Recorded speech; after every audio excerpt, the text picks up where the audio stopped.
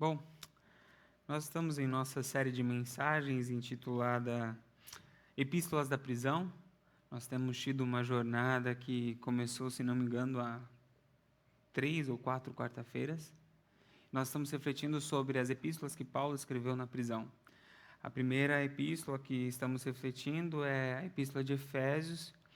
E logo nessa primeira sessão que Paulo escreve aos irmãos da igreja de Éfeso, ele traz para nós algumas pérolas, alguns ensinamentos sobre bênçãos espirituais. Ele abre essa epístola falando daquilo que nós chamamos de bênçãos espirituais. Paulo começa celebrando em um contexto que provavelmente, como tenho dito em todo início de mensagem, nós ou estaríamos chorando ou reclamando. Ele começa trazendo à memória aquilo que dá esperança, ele começa trazendo à memória aquilo que pode dar a ele razão para cantar. E essas razões, esses motivos, ele chama de bênçãos espirituais.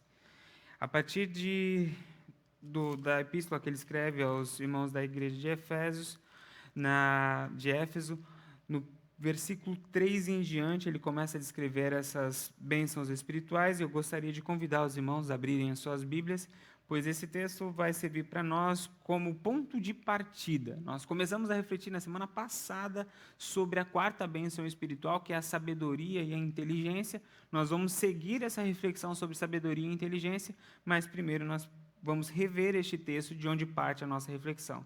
Convido os irmãos a abrirem suas Bíblias em Efésios capítulo 1, nós vamos ler do verso 3 até o verso 10. Efésios capítulo 1, do verso 3 até o verso 10.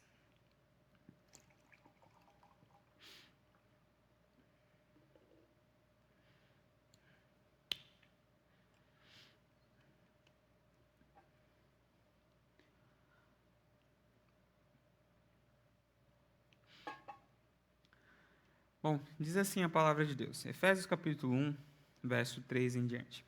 Bendito seja o Deus e Pai do nosso Senhor Jesus Cristo, que nos abençoou com todas as bênçãos espirituais nas regiões celestiais em Cristo. Porque Deus nos escolheu nele, antes da criação do mundo, para sermos santos e irrepreensíveis em sua presença. Em amor, nos predestinou para sermos adotados como filhos, por meio de Jesus Cristo, conforme o bom propósito de sua vontade, para o louvor de sua gloriosa graça, a qual nos deu gratuitamente no amado. Nele temos redenção por meio do seu sangue, o perdão dos pecados, de acordo com a riqueza da graça de Deus, a qual ele derramou sobre nós com toda a sabedoria e entendimento, e nos revelou o mistério de sua vontade, de acordo com seu bom propósito, que ele estabeleceu em Cristo, isto é, fazer convergir em Cristo todas as coisas celestiais ou terrenas na dispensação da plenitude dos tempos. As bênçãos espirituais que a gente viu até aqui foi o fato de sermos escolhidos para sermos santos e irrepreensíveis, o fato de sermos adotados como filhos, a redenção e agora a inteligência e o entendimento. No último encontro nosso, nós falamos um pouco sobre inteligência e entendimento. E eu vou fazer aqui uma revisão geral daquilo que nós falamos no último encontro, para conseguirmos trazer à memória esse pano de fundo, para que a gente consiga partir para aquela resposta que ficou pendente na última mensagem. Na última mensagem, ficou para buscarmos a resposta para a pergunta: como nos tornarmos mais sábios? O que estamos vendo aqui é que Paulo está feliz, Paulo está louvando, Paulo está agradecendo a Deus pelo fato de, mesmo em meio à prisão, ele poder olhar para dentro de si, olhar para o espelho e se deparar com uma sabedoria que não vem dele, mas que vem da parte de Deus, um entendimento, uma inteligência que vem não dele, mas vem da parte de Deus. Na semana passada, a gente diferenciou conhecimento, inteligência e sabedoria. A gente viu que conhecimento está relacionado a informações, a conhecer conteúdo, a notas, relação com um objeto que temos por meio dos nossos sentidos. Aqui está o nosso conhecimento. Inteligência, ou então entendimento, é não apenas ter as informações, mas é o processar essas informações, é o raciocinar, compreender, resolver problemas, criar e inovar. E a sabedoria é a junção de conhecimento e inteligência, mais valores, virtudes e princípios, aquilo que chamei de bases existenciais. Se os irmãos se lembram, eu trouxe o exemplo do limão. Saber que limão é azedo, que tem vitamina C e que nasce no limoeiro, conhecimento.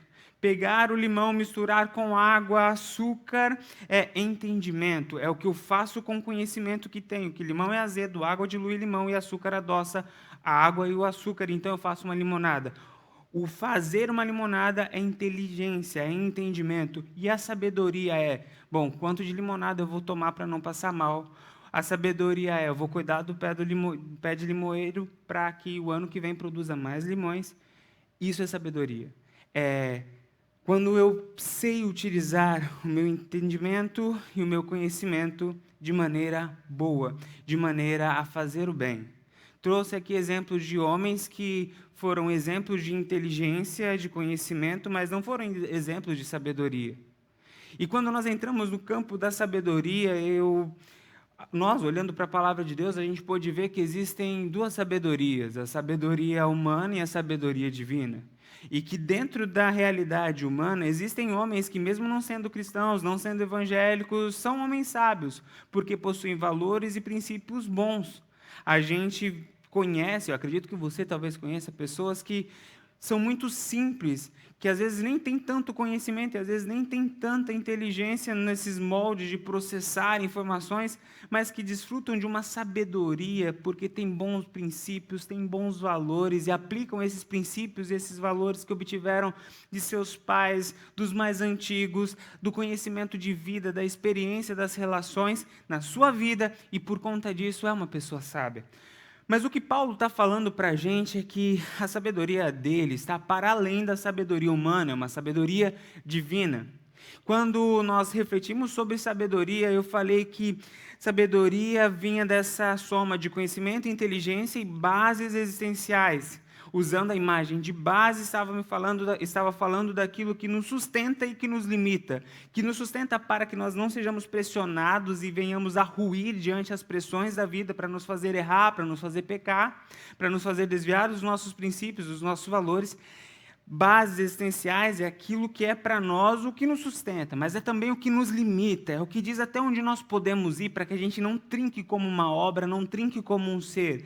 É o que diz, olha, até aqui eu vou porque é correto, mas passar para essa linha aqui, isso já não tem a ver com o meu ser, não tem a ver com os meus princípios, os meus valores.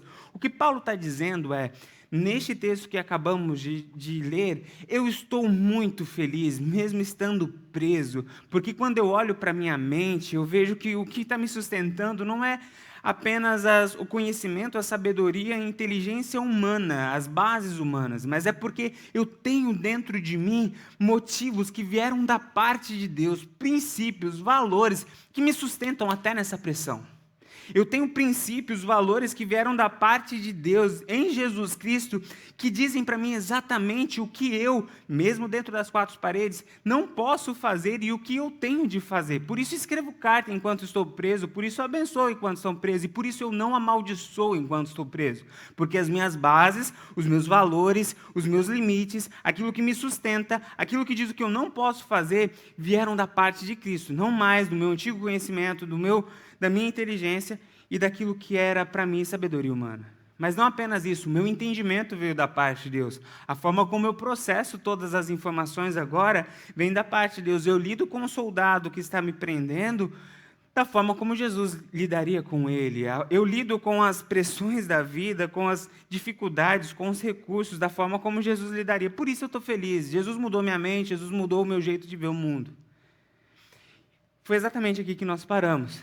E chegamos nessa etapa e descobrimos a importância da sabedoria cristã, da sabedoria divina na nossa vida.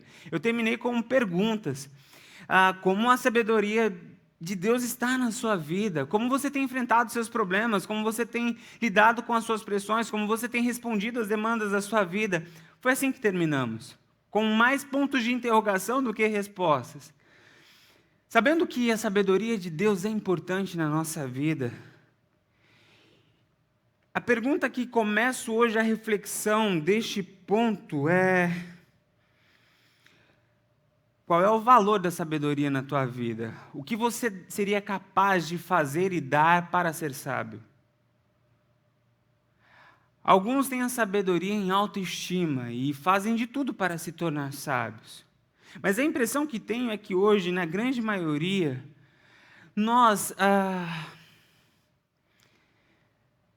não damos tanto valor quanto deveríamos dar à sabedoria. Digo isso pelo quanto investimos em sabedoria. O quanto do nosso tempo, o quanto do nosso recurso emocional e intelectual investimos para adquirir sabedoria. Corremos mais atrás de dinheiro do que sabedoria. Corremos mais atrás de prazer do que sabedoria. Corremos mais atrás de reconhecimento do que sabedoria. De maneira geral, a humanidade corre mais atrás de muitas outras coisas do que sabedoria. Eu quero começar aqui dizendo que um dos maiores e melhores e mais preciosos bens que nós podemos ter em nossa vida é a sabedoria divina. Porque não adianta nada você ter dinheiro e não ter sabedoria. Não adianta nada você buscar prazer sem sabedoria. Não adianta nada ir para qualquer lado que a sua alma te impulsione se ela não vier acompanhada da sabedoria divina. E hoje o que nós vamos aprender aqui, à luz da palavra de Deus, é como nos tornarmos mais sábios. E vou trazer aqui princípios bíblicos e ao mesmo tempo muito práticos. Princípios que também busco aplicar na minha vida todos os dias, na minha luta e na minha busca por sabedoria e sabedoria divina. E são estes princípios que vão nortear a nossa reflexão sobre sabedoria divina. Quando nós vamos estudar sobre sabedoria divina, à luz da palavra de Deus, nós descobrimos que a sabedoria divina, ela é entendida como uma dádiva, mas também como um talento. São como que as duas faces da sabedoria. Dádiva, falo de presente. Talento, eu estou usando aquela figura da parábola dos talentos. Algo que recebemos da parte de Deus, mas que temos que trabalhar para desenvolver e crescer. Guarda-me isso. Sabedoria possui essas duas faces, a face da dádiva e a face do talento. Aquilo que Deus dá por meio de sua graça, por meio de sua misericórdia, por meio de sua bondade. Mas também, sabedoria é um talento, algo que Ele coloca na nossa mão e Ele espera que a gente trabalhe para que aquilo cresça e para que aquilo frutifique. Vamos primeiro olhar para a face da sabedoria como dádiva. Sabedoria é uma dádiva de Deus. Como temos acesso a essa sabedoria que é uma dádiva de Deus? Pedindo. Vamos abrir as nossas Bíblias em Tiago, capítulo 1, verso 5. Veja que a palavra de Deus nos diz. Tiago 1, capítulo 1, verso 5. Se algum de vocês tem falta de sabedoria, peça a Deus, que a todos dá livremente, de boa vontade, e lhe será concedido. O que o texto está dizendo? A primeira coisa que você precisa para receber a dádiva de Deus, da sabedoria, é este processo de cair em si, do reconhecer a falta de sabedoria.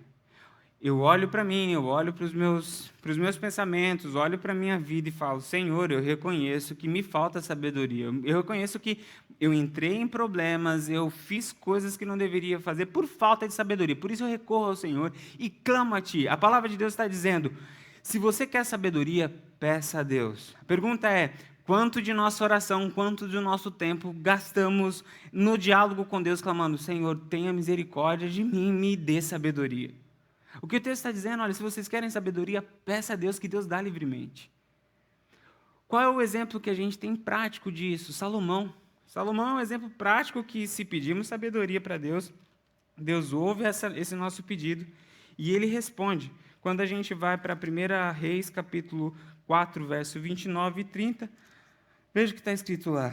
Deus deu a Salomão sabedoria, discernimento extraordinário e uma abrangência de conhecimento tão imensurável quanto a areia do mar. A sabedoria de Salomão era maior do que a de todos os homens do Oriente, e de toda a sabedoria do Egito. Ele era mais sábio do que qualquer outro homem. Este era Salomão. E o que Salomão fez para receber essa sabedoria da parte de Deus? Ele pediu. Salomão, ele reconheceu que ele precisava dessa sabedoria, que ele estava diante de um desafio muito grande, que era liderar a nação de Israel, que era suceder o pai dele, que foi o maior rei humano da nação de Israel. E diante daquele grande desafio, ele olha para dentro de si e fala: eu não tenho recurso, eu não tenho inteligência, eu não tenho conhecimento suficiente para lidar com isso. Senhor, eu te peço sabedoria. Como resposta, Deus deu sabedoria para ele resolver as questões que precisava resolver como rei. Outro exemplo muito prático é a história de Daniel, Sadraque, Mesaque e Abidnego. Quando a gente vai para Daniel capítulo 1, verso 17, o que o texto diz é: e esses 4 jovens, Deus deu sabedoria e inteligência para conhecerem todos os aspectos da cultura e da ciência. E Daniel, além disso, sabia interpretar todo o tipo de visões e de sonhos. O que este texto, primeiro, e esses 2 exemplos que citei nos dizem? Que nós, como filhos de Deus, se quisermos receber essa dádiva de Deus, essa sabedoria da parte de Deus, o que temos de fazer? Pedir. Senhor, dê-me sabedoria. Algumas vezes vou trazer um exemplo daquilo que é a minha missão, aquilo que é o meu ofício. Sou pastor e uma das minhas missões, uma das minhas responsabilidades é pregar, é preparar a mensagem. E algumas vezes eu estou preparando mensagem e o processo de elaborar mensagem, pelo menos para mim, é um processo muito laboroso, é de muito trabalho. E chega algumas vezes que trava. O argumento X não conversa com o argumento Y.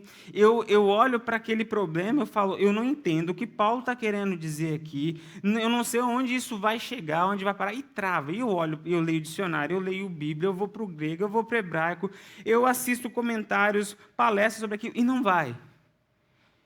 Nesses momentos, quando acontece isso, primeiro, eu abro meu estudo de joelhos, clamando a Deus, Deus, me ajude. E muitas vezes, no meio do estudo, trava. Quando acontece isso de novo, eu me coloco de joelhos e falo, Deus, me dê sabedoria. Ajude-me a resolver isso. É a tua palavra, é o teu povo. Eu sou instrumento, usa minha mente, usa o meu coração.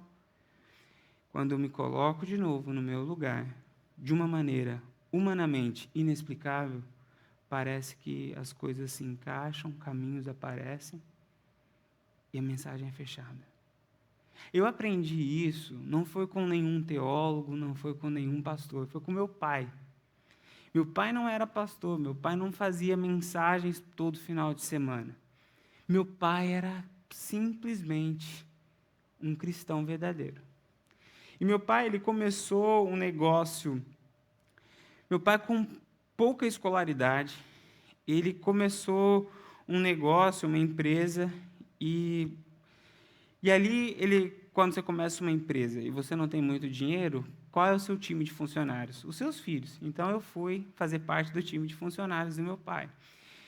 E muitas vezes, eu vi o meu pai lidando com problemas na linha de produção, com problemas para resolver a fórmula que a gente trabalhava com artefatos de cimento, com a fórmula do concreto. E meu pai ia, fazia, de repente, do nada, meu pai sumia. E aí eu ia procurar meu pai, ou meu pai estava numa salinha que estava no fundo de joelhos orando, ou meu pai, às vezes, quando ele não aguentava, ele ajoelhava no meio da fábrica, na frente dos outros funcionários todos que estavam lá, e ele clamava a Deus, Deus me dê sabedoria. E Deus abria a mente do meu pai. E a gente via o milagre de Deus. Por que a importância do pedir? É para que a gente saiba que Deus está do nosso lado e que Ele está fazendo através de nós. E para que o mundo saiba que É Deus operando na nossa vida e que agora passamos a ter a mente de Cristo em nós. Essa face da dádiva de Deus está relacionada a essa manifestação de Cristo em nós. Muitas vezes é a gente chegar no nosso limite e falar: Deus, aqui, olha, minha sabedoria e meu conhecimento já chegou ao limite, eu não consigo resolver, eu preciso do Senhor. E aí o Senhor entra com a sua provisão. Nós devemos aplicar isso a todas as áreas da nossa vida, não apenas a área profissional, nos nossos relacionamentos. Quantas vezes nós entramos em debates, em problemas no casamento e parece que não vai, e os nossos argumentos, as nossas estratégias, parece que chegou ao fim. É momento do casal dobrar o joelho e falar: Senhor, tenha misericórdia de nós, traga paz. Quantos casamentos foram salvos por uma atitude simples como essa, pedindo: Senhor, nos dê sabedoria para resolver esse conflito, nos dê sabedoria para a gente se perdoar, nos dê sabedoria para a gente arrumar a solução que a gente precisa para o nosso filho, para a nossa filha, para os nossos negócios. Essa realidade do pedir sabedoria para Deus se aplica a todas as áreas da nossa vida. Por isso, povo de Deus, o que nós temos em nossas mãos é um presente. A única coisa que nós precisamos fazer é reconhecer que precisamos disso e que isso está nas mãos de Deus e clamar: Senhor, dê-me sabedoria. E assim como ele fez com Salomão, assim como ele fez com Daniel, Sadraque, Mesaque e Abednego, o mesmo Deus que é o Deus de ontem, hoje e sempre, é o Deus que estou pregando, é o Deus que diz: se você tem falta de sabedoria, peça a Deus que Ele dá livremente. Esta é uma face da sabedoria, face da dádiva. Se nós quisermos ter acesso a essa face da sabedoria da dádiva, nós precisamos pedir. E nós precisamos também cultivar em nosso coração temor. A palavra de Deus diz em Provérbios, capítulo 9, verso 10, as seguintes palavras: o temor do Senhor é o princípio da sabedoria, e o conhecimento do santo é entendimento. A palavra sabedoria e entendimento aparece aqui, e a raiz de tudo isso é temor ao Senhor. Essa face da sabedoria como dádiva, como presente de Deus, ela é acessada por nós quando pedimos e quando cultivamos o temor a Deus. Temor a Deus é princípio de sabedoria. Lembrando, sabedoria é conhecimento, inteligência, mas virtudes, valores, princípios. Temer a Deus faz parte daquilo que nos sustenta e daquilo que nos limita. Nós precisamos entender a diferença de temor e medo.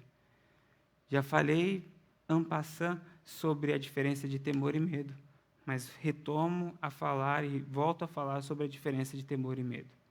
Quando nós vamos para o grego e para o hebraico, a mesma palavra é usada para falar de temor e medo. Em hebraico, a palavra que é usada, que é traduzida como medo, é a mesma palavra que é traduzida como temor. Em grego, a mesma palavra que é usada que traduzimos como medo, é a mesma palavra que traduzimos como temor. O que faz com que a gente entenda a diferença de uma e outra não é a sua raiz etimológica, não é a diferença da palavra no original, porque elas no original são idênticas. O que faz entender a diferença, o significado diferente dessas palavras, é o seu contexto. As línguas têm esse fato. Por exemplo, lá vai eu tentar arriscar o meu rico inglês. A palavra no inglês like tanto significa tipo, como também curti, gostei. São palavras que têm, é a mesma palavra que tem significados totalmente diferentes. Tá certo a aplicação? É isso? A mesma palavra like significa gostei, curti, ou então tipo, como. O que diferencia o significado, o que vai dizer para nós qual é o significado, é o contexto. A mesma coisa diz respeito à palavra medo e temor. Qual é o contexto da palavra medo? A palavra medo é usada todas as vezes que alguém está, pelo seu sentimento de pavor, sendo impedido de fazer o certo. Medo, portanto, é ser impedido de fazer o que é certo, é aquilo que te impede de fazer o que é correto. O oposto de medo é fé. Medo é o que te impede de fazer o correto, e o oposto de medo é fé. Em contrapartida, temor é o que nos impede de fazer o errado. O oposto de temor é inconsequência. Medo é o que me impede de fazer o que é certo. O oposto de medo é fé. Temor é aquilo que me impede de fazer o que é errado. E o oposto de temor é inconsequente. O que a palavra fala para nós é que, se nós quisermos ser sábios, nós precisamos temer a Deus. Temer a Deus é olhar para a minha vida e não me esquecer que existe um Deus que olha todos os passos que estou dando e que estarei um dia diante dele e terei de prestar conta das minhas atitudes. Quando a gente vai para o texto de Provérbios, capítulo 16, verso 6, a palavra de Deus nos explica de fato o que é temor. Com amor e fidelidade se faz expiação pelo pecado. Com o temor do Senhor, o homem evita o mal. Temor do Senhor eu entendo que Deus é amor, mas que Deus é justiça. O nosso relacionamento com Deus tem essas duas faces. Deus é graça, Deus é misericordioso, Deus perdoa pecados. Mas o nosso Deus é um Pai justo, é um que corrige os seus filhos, é o que deixou todos estes ensinamentos bíblicos para que a gente não se machucasse, não se ferisse e não causasse estrago nessa terra. E que, se nós, tendo este conhecimento, negligenciarmos este conhecimento, nós teremos consequências desses atos. Tem uma mensagem de um pregador que eu ouço bastante, chamado Luciano Subirá, chamada Paraquedas Reservas. Nessa mensagem, ele fala simplesmente sobre temor ao Senhor. E ele diz o seguinte: o nosso relacionamento com Deus tem que ser baseado no amor, tem que ser baseado na revelação do prazer de conhecer a Deus. Mas não podemos deixar de ter aquilo que ele chama de paraquedas reserva. Sabe, quando tudo isso não for capaz de nos segurar para não cairmos, este, entre aspas, medo, mas que na verdade sabemos que é temor, que é aquilo que nos segura, tem de nos travar para nós não cometermos o erro. Veja que isso é extremamente crucial na nossa vida de sabedoria diante de Deus. Porque eu acredito que este foi o problema de Salomão. Salomão recebeu essa parte da dádiva de Deus, da sabedoria de Deus como um presente. Ele pediu para Deus e Deus deu para ele. Só que qual foi o problema de Salomão? Ele não cultivou um coração que temia ao Senhor. E por conta disso o final dele foi trágico. Não adianta termos o conhecimento, não adianta termos a inteligência, não adianta termos virtudes e valores se não tivermos no nosso coração essa realidade que Deus existe, que teremos de um dia estar diante dele e prestar contas de tudo aquilo que nós iremos fazer. Que as nossas atitudes têm consequência. Isso vai nos travar para que fiquemos ali dentro daquilo que é limite que não nos racha. O que nós temos aqui, quando olhamos para estes ensinamentos, é que, se nós quisermos ter sabedoria na nossa vida, nós precisamos clamar a Deus e precisamos cultivar no nosso coração temor a Deus. A nossa fé, guarde-me isso, a nossa fé tem de ser não apenas combustível para nos fazer avançar, mas a nossa fé, em muitos momentos, tem de ser cabresto para nos frear. Porque nós temos, e eu uso a expressão cabresto porque a nossa natureza pecaminosa, ela é animal. E a nossa fé, ela tem de ter esse efeito de nos travar. Sabe, quando a gente tem esse impulso de ir para cima, quando a gente tem esse impulso de fazer o errado, a nossa fé tem de ser aquilo que fala: ei, para. Para, porque isso vai te destruir. Para, porque isso vai ter consequência negativa. Para. Quando nós conseguimos vivenciar isso na nossa vida, nós nos tornamos sábios. Essa sabedoria é a que vem da parte de Deus. A sabedoria que Ele dá como dádiva, como um presente quando a gente pede, e essa sabedoria que nos freia quando este nosso pulso, essa pulsão de morte que tem dentro de nós grita alto. Se quisermos ser sábios, precisamos pedir. E precisamos cultivar esse temor a Deus. E isso nasce no nosso coração desse relacionamento. É algo que a gente vai vivendo com Deus, a gente vai ouvindo o Espírito Santo, a gente vai se debruçando sobre a palavra, vamos conhecendo o caráter de Cristo. E é uma sabedoria que o mundo não tem. Isso é sabedoria. O que Paulo está falando é: eu sou feliz porque eu pedi para Deus e Deus me deu.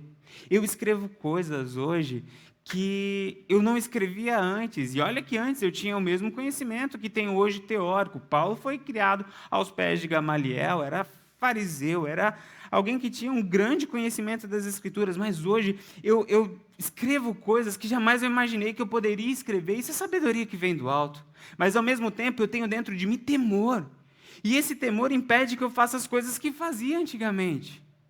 Esse temor é aquilo que faz com que muitas vezes eu aplique socos na minha própria carne para depois de pregar ao outro eu não venha cair.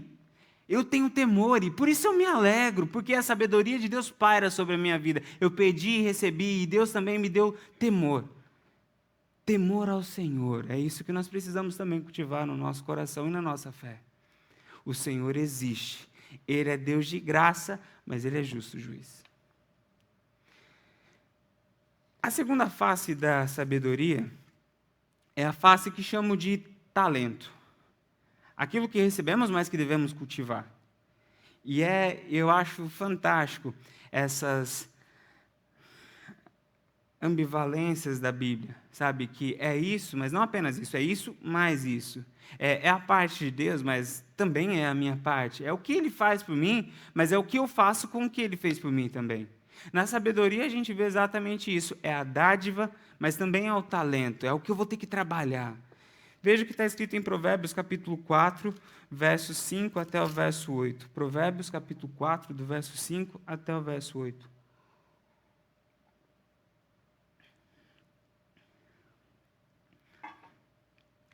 Provérbios capítulo 4, do verso 5 até o verso 8. Procure, aqui é uma ação que nós devemos ter, procure obter sabedoria e entendimento. Não se esqueça das minhas palavras, nem delas se afaste. Não abandone a sabedoria, e ela o protegerá. Ame-a, e ela cuidará de você. O conselho da sabedoria é: procure obter sabedoria. Use tudo o que você possui para adquirir entendimento. Dedique autoestima à sabedoria, e ela o exaltará. Abrace-a, e ela o honrará. O que Salomão está dizendo para nós aqui neste provérbio é: eu pedi sabedoria para Deus e recebi.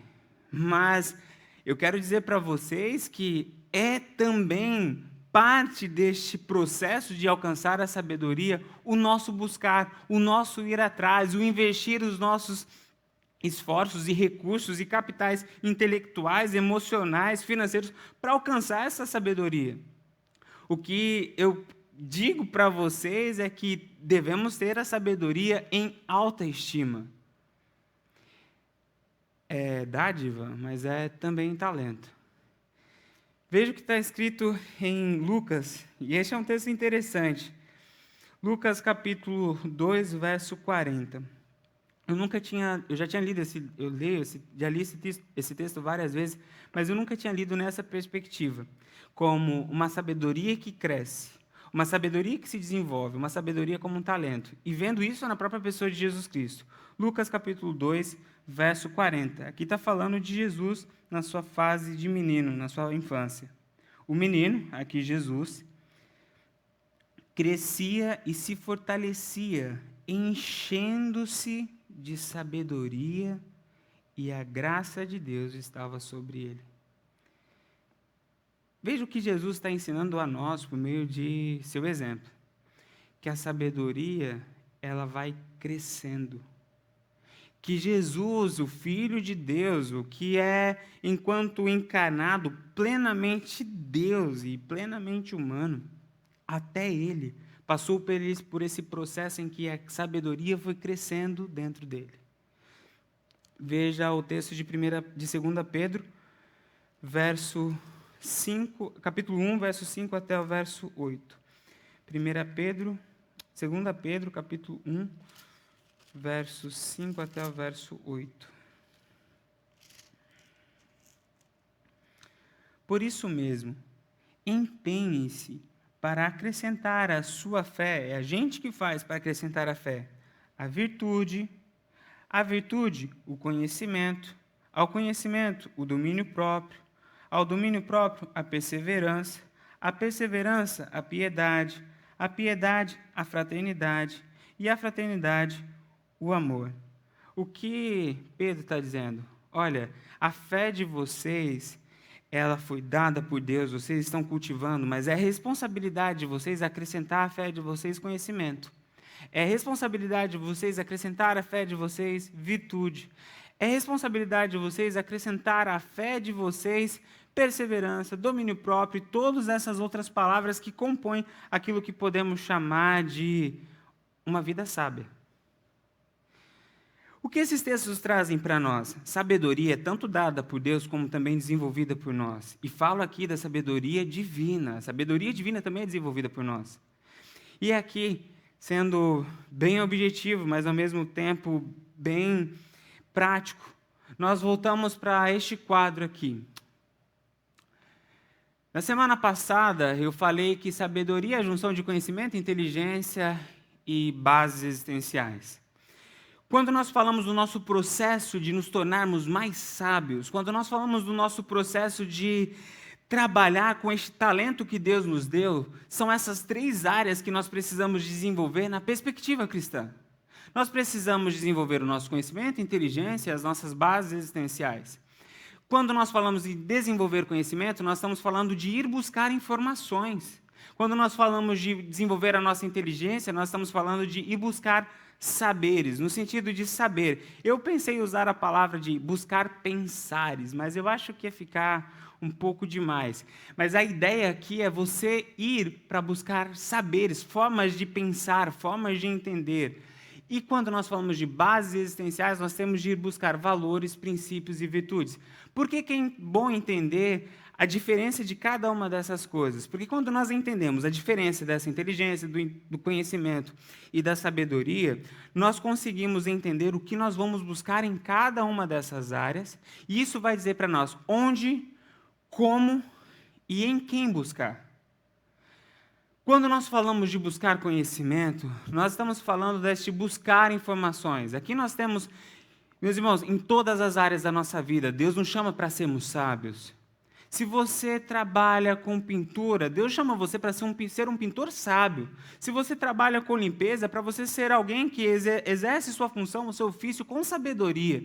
Se Deus chamou você para ser um músico, para ser pastor, para ser missionário, para ser empresário, seja lá qual for a sua ocupação, é para ser feito com excelência e sabedoria. E todas as relações, marido, mulher, filho, filha, pastor, ovelha, tudo é para ser vivido com sabedoria.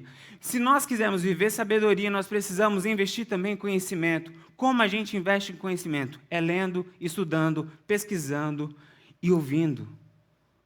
Quando nós vamos atrás de informação, eu quero saber mais. Como é que funciona isso? Quais são os produtos que tem? O que tem sido feito? Eu quero obter informação. E veja, isso aqui, quando nós falamos de obter conhecimento, nós não precisamos aqui buscar conhecimento apenas em pessoas que são cristãs e evangélicas, porque nós estamos falando de informações.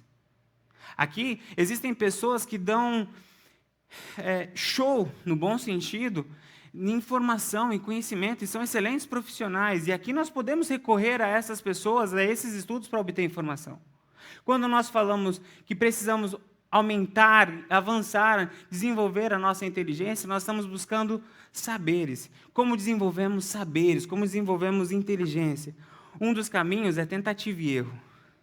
Eu pego todas as informações que tem e agora eu vou colocar em prática.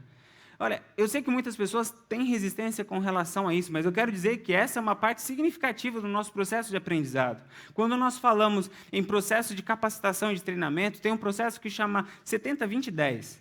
Que diz o seguinte: todo o processo de formação ele é composto por 10% de instrução teórica, 20% de diálogo e discussão e 70% de mão na massa. Você quer formar um bom profissional? 70, 20, 10. 10% de teoria, 20% de discussão e 70% de mão na massa.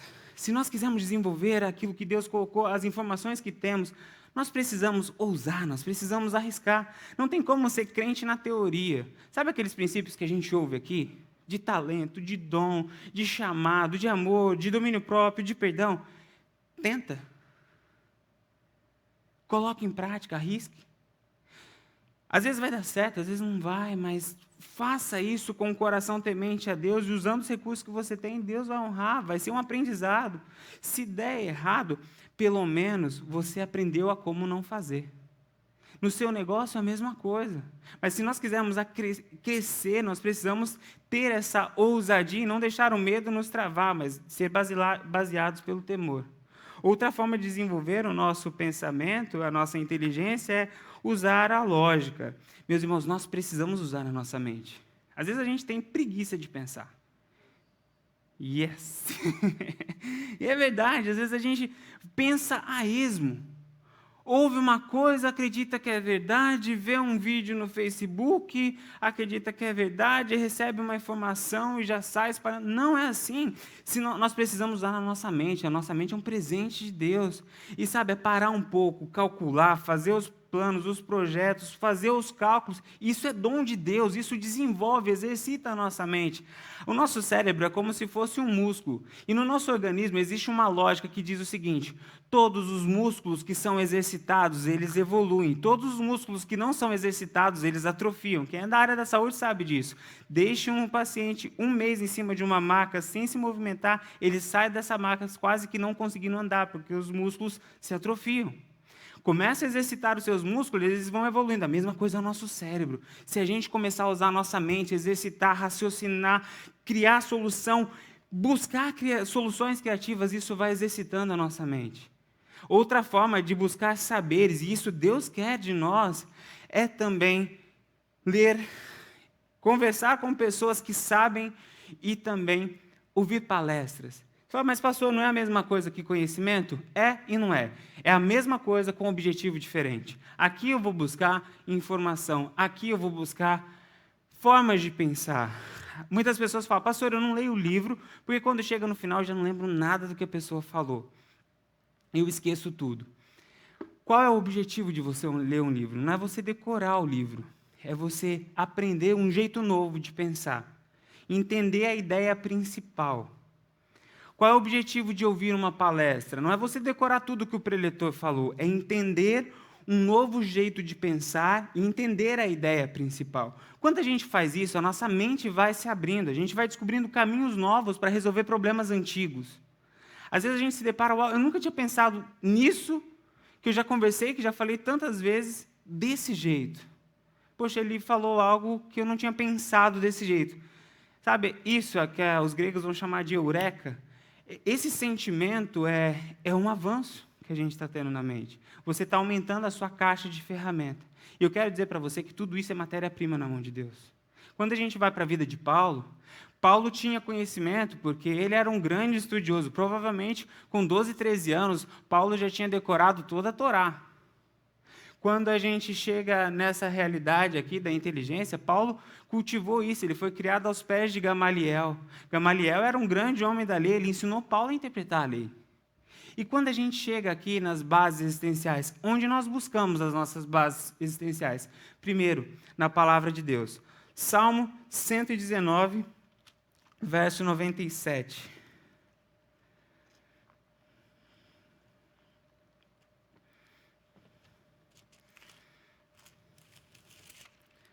Salmo 119, verso 97 até o verso 110. Salmo 119, do verso 97 em diante.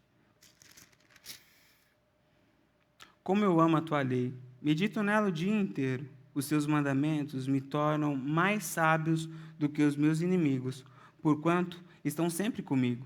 Tenho mais discernimento que todos os meus mestres, pois medito nos teus testemunhos. Tenho mais entendimento que os anciãos, pois obedeço os teus preceitos. Afasto os pés de todo caminho mau para obedecer a tua palavra. Eu não me afasto das tuas ordenanças, pois tu mesmo me ensinas. Como são doces ao meu paladar as tuas palavras, mais do que o mel para a minha boca. ganho entendimento por meio dos teus preceitos. Por isso, odeio o caminho de falsidade. A tua palavra é lâmpada que ilumina os meus passos e luz que clareia o meu caminho. A palavra de Deus é de onde a gente vai extrair os nossos princípios. Enquanto a gente pode extrair informação de pessoas que simplesmente são boas naquilo que fazem, enquanto a gente pode extrair inteligência, formas de processar, de pessoas que simplesmente pensaram bem aquilo, os nossos princípios, os nossos valores estão reservados e cativos à palavra de Deus.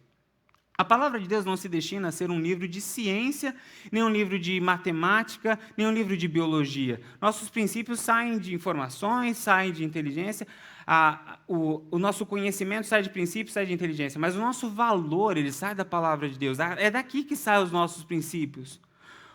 Por que nós não podemos abandonar a palavra de Deus? Porque é ela que vai nortear o nosso caminhar. É ela que vai nortear como usamos o nosso conhecimento químico. É ela que vai nortear como usamos o nosso conhecimento financeiro. É ela que vai nortear como usamos o nosso conhecimento de relacionamento. Porque os nossos conhecimentos de relacionamento podem ser uma bênção, como pode ser uma maldição. Eu posso usar a minha boca tanto para construir como para destruir. Eu posso usar todos os meus recursos, tanto para o bem quanto para o mal. O que vai determinar a forma como eu vou usar é isso aqui, a palavra de Deus. Por isso, mais uma vez, eu volto nessa tecla que falei na semana passada, falei no domingo e volto a falar hoje e vou falar por muitas vezes. A palavra de Deus tem de ser para nós o nosso livro de regra, fé e prática. É o que vai nortear a nossa vida. De onde nós tiramos nossos valores, também de alimentar a mente com aquilo que é bom, Aqui Paulo vai dizer em Filipenses capítulo 4, verso 8, tudo aquilo que for bom, tudo aquilo que for agradável, nisso pensai, encha a tua mente daquilo que é bom. Se nós ficarmos enchendo os nossos ouvidos com música de conteúdo de baixo calão, ouvindo coisas de pessoas que trazem princípios que são contrários à palavra de Deus, aquilo tudo vai regando o nosso coração. Quando a gente olha para a palavra de Deus e vê o zelo que o Senhor tem para que o povo dele não se misture com outro povo, com outra cultura, era esses dois elementos aqui que ele estava cuidando, para que a mente, para que a cultura não entrasse no coração do povo e contaminasse. E o terceiro ponto é relacionamentos bons. Provérbios capítulo 13, verso 20. Olha o que diz a palavra de Deus. Provérbios 13, 20. Aquele que anda com os sábios será cada vez mais sábio, mas o companheiro dos tolos acabará mal. Eu vi uma frase essa semana, foi até o meu irmão que publicou, de um autor chamado Jim Rohn, que diz o seguinte: você é a média das 5 pessoas com as quais você mais convive.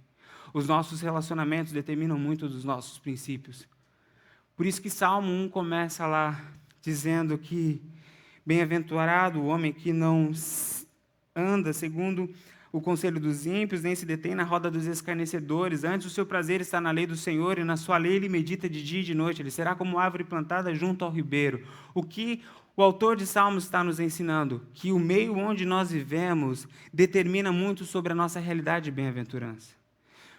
O que essa mensagem tem como objetivo? Eu sei que foi muito conteúdo em termos de informação para este pouco tempo, mas se eu pudesse exprimir tudo e condensar tudo, o que fica para nós aqui, o que eu gostaria que você levasse no teu coração é o seguinte: a sabedoria é uma dádiva de Deus, basta você pedir e ter temor no seu coração que o Senhor vai te conduzir por caminhos de sabedoria.